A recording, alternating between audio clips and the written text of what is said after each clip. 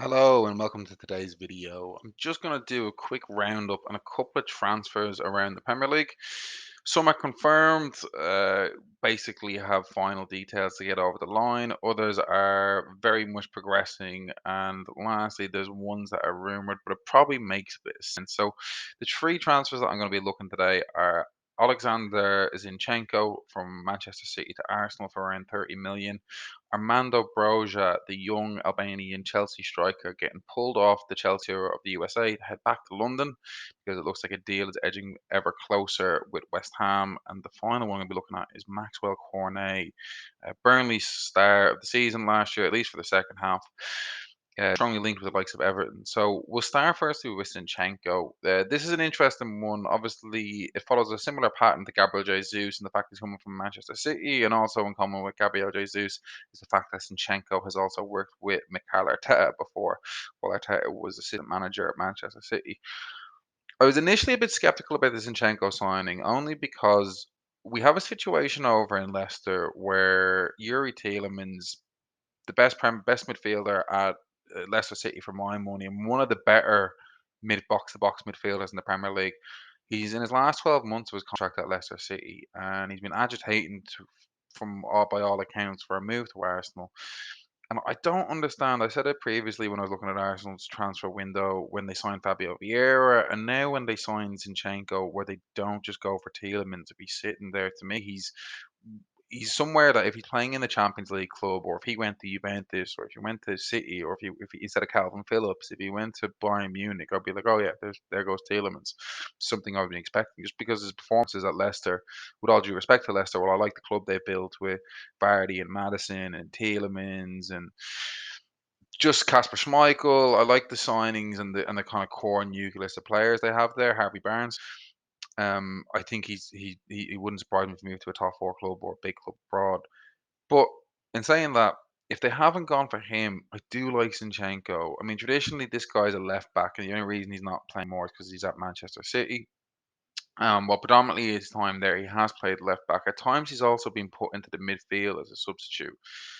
And when I was watching him there over the summer for Ukraine in their qualifying matches, World Cup qualifiers against Scotland and Wales, he plays in centre of midfield, which it's at times what you see happen when the best player on a team like the Ukraine or what we've seen with Austria, where David Alaba is a fullback or is a centre back, but he's thrown in midfield just because he's quite clearly the best player that the team has. So they put him in midfield for those reasons. And it's the same with Zinchenko. But when I was watching him against Wales and Scotland, I was like, God, this guy's one of Ukraine's best midfielders and one of Ukraine's best players. And if he's gonna play there, I think it's actually a smart move by Arsenal because they spend 30 million, and what they do is they provide cover at left back for Kieran who we have seen to be injury prone over the last couple of years. But they also provide an option in midfield, and is also much like Manchester United, an area that they've kind of struggled in. Now, whatever your personal thoughts on Granit Xhaka are, whether you think he's a good player, he shows promise. To me, he is both of those things. He scored a cracker of a goal against Manchester United towards the end of the season. But he's someone that's been mistake prone, foul prone, card prone, and just without being too disrespectful, just stupidity prone. He just makes timely, costly fouls, mistakes, bookings that have ultimately stopped Arsenal from getting to where they want to go, which is obviously back into Champions League contention. So to me, Thomas Partey's a Rolls Royce. He's a truck in midfield, and he's someone that starts is an automatic starter if he's fit. But I think where Arsenal have struggled is when they've had El Neni and Xhaka together for long periods of games. Not so much being brought in every now and then as rotational cover. I think they're fine to fulfill that role. But as your starter midfielders, it's an area Arsenal need to address. They have addressed it previously with Party if he can stay fit, which has also been he's also been an injury concern. So for those reasons, it makes sense here for Zinchenko. If he on in a perfect world, Kieran Tierney will play left back, Thomas Partey will play defensive midfield, and Zinchenko could easily slot in there alongside him and give him a proper chance at playing in midfield, where he's just not going to get at Manchester City with De Bruyne, Gundogan, Rodri, Fernandinho. He just never had those opportunities. Bernardo Silva. Um, but he could well get them at Arsenal. So for the cover and the fact of being as a rotational piece alongside Elneny and Xhaka as a potential starter alongside Party as a potential left back cover for Kieran Tierney, I think it's a pretty shrewd signing in what has overall been a good move, good summer by the Gunners. The next transfer I wanted to look at was Armando Broja to West Ham. I think this is an interesting one because when you look at West Ham, for me, they've been a team now under David Moyes that has done very well for the last 2 seasons. When he first came in, he's taken over a side that barely survived relegation. He took them to the Europa League last season. They got to a semi-final against Frankfurt, and they narrowly missed out on the Europa League this season. At one stage, for most of the season, they were actually in Champions League contention. They kind of blew up towards the end of the season. But when you look at their team, they've signed Areola to a new contract, the goalkeeper. They've Fabianski there as well, so they'll continue to. The idea is that Areola will obviously succeed Fabianski as he continues to age and move into the very twilight of his career. But then you've got Kufal and Cresswell at left back and right back. You got Masuaku there as cover. They've got Zuma and Craig Dawson. They probably could go for another centre back there, maybe as more cover. I don't think Issa Diop has kind of panned out the way they were initially hoping. Susek and Rice looking down the midfield. They've got Benrahma, Jared Bowen, Fornals, maybe Jesse Lingard coming back in there. They've got some good options around that kind of midfield winger just behind the striker roles. It's striker where they've probably been looking for an outlet. They previously the guy they'd spent all the money on before, Sebastian Haller, just didn't work out for him. Haller has since gone on to have a great season at Ajax and has been snapped up by Dortmund as an Erling Haaland replacement. But when they've got Michael Antonio in there, while he's been good for them in patches, while he's served a purpose there, while he's fulfilled a role as a spearhead of West Ham's attack, he's ultimately a guy that's converted from right back to right mid to striker. And while he started the season on fire last year, got like he got 4 or 5 goals in his first 8 or 9 games. He completely slowed up towards the end of the season. It did become apparent as he went on a goal drought towards that, that kind of February to April part that this guy's not going to be. He's not going to be the answer for where West Ham want to go, which is ultimately they want to be knocking on the Champions League and competing in the Europa League on a perennial basis.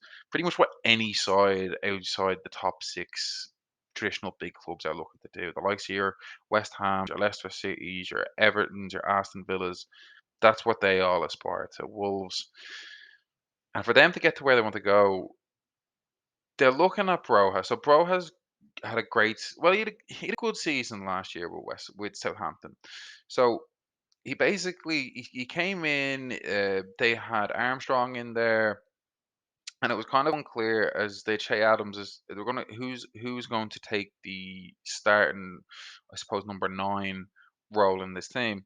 And while they experimented with all three and all three had different moments where they looked like they might kind of take a seize and be the one starter. Broha probably had the most predominant stretch out of those three. I think when he first broke into the team, he scored about 6 goals in his first 15 matches, which is not a bad return for a 20-year-old striker, basically getting his first real taste of Premier League football. But there was probably the back end of the season. I think the last goal was in mid-February. So there's a 3-month stretch there where he didn't register another Premier League goal. Now that's a bit of a concern to me if you're going to spend 30 million on a striker. But also, as we've seen with football, you're investing in a 20-year-old here. You're investing in someone from out of the Chelsea academy. And we've seen sometimes this doesn't exactly always pan out the way that we think. Exactly when we see a striker go from, let's say, a big club to a relegation candidate or a team that's on a lower level Premier League. Brian Brewster springs to mind. Dominic Solanke springs to mind. The Liverpool projects in the past. But then you do get the Daniel Sturridges. Now Sturridge was injury prone, but he was a player that through the Manchester City and Chelsea systems that you could see, okay, this guy's probably going to go somewhere, and have a decent career, which he ultimately did.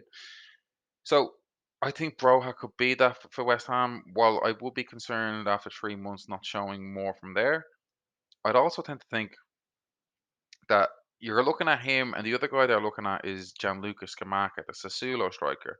Now, Scamacca scored 16 goals in Serie A last season. He broke into the Italy team. I suppose as a secondary option to Ciro Immobile.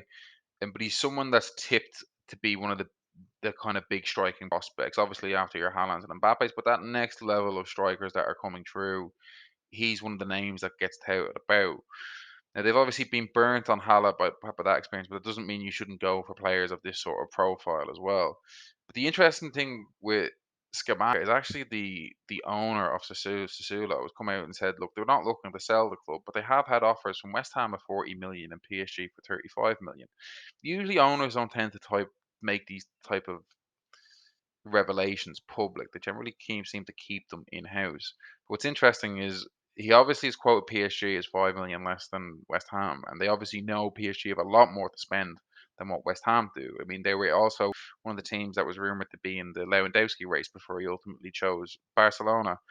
Um, and chose Barcelona for less money. So PSG obviously have money to spend in that area. And Scamacca would fit the profile of a player that is a prospect, but isn't exactly going to immediately come in and break up that Messi, Mbappe, and what will probably be Neymar or Di Maria dynamic. So who do you go for out of those? I think it is rumored how they could be going for both of them potentially, but I don't think you can go wrong with either one. The rest of that West Ham team is very solid. I actually thought Craig Dawson had a good season as centre back there for him. If you're going to add some centre back depth there, I can get it, but striker and centre back are the two main areas that team they need to improve to get to where they want to go. I think by bringing in Broja and Skamaka, they're bringing in two young, good prospects. Whether they turn out is never guaranteed, but they fit the profile of players that West Ham probably should be going for. Lastly, I just want to touch on Maxwell Cornet. This guy was brought in by Burnley as a kind of jack of all trades, played left back for Lyon, left wing, up front, and he did that for Burnley. I mean, very quickly they realised in that Burnley team he's not going to be playing much left back. He's going to be playing further up the field just because he's immediately one of the most talented players in that Burnley team, and he was talented. This is a guy that looked good in the wing, could step up and take free kicks. Lively, could play off the striker, could play in it too, up front alongside Ashley Barnes or Jay Rodriguez, whoever it was. And I think this is actually a deviation from what Everton used to. Usually, Everton are the players that or the team that would be the landing spot for players that have kind of gone off the boil at bigger clubs. They pay Alex Iwobi a bomb. They bring in Deli Ali, and pay his high wages as well. And they've generally been stuck with these type of players, paying over the odds for just not really top level talent. Now, Cornet is not exactly top level talent, but what they've done is they've sold Richarlison off for 60 million to Spurs. And from what we're led to believe, according to Fabrizio Romano here,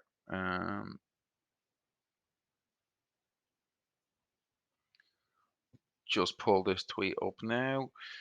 The release clause for Maxwell Cornet could be triggered for 21 million euro. And Vincent Company, the new Burnley manager, said we probably have to prepare for life after him. So obviously they've relegated. They're resigned to losing him as they've lost Nathan Collins amongst others. And it's a good signing for everyone. You bring a player that had a very promising back end of the season, is clearly Premier League quality.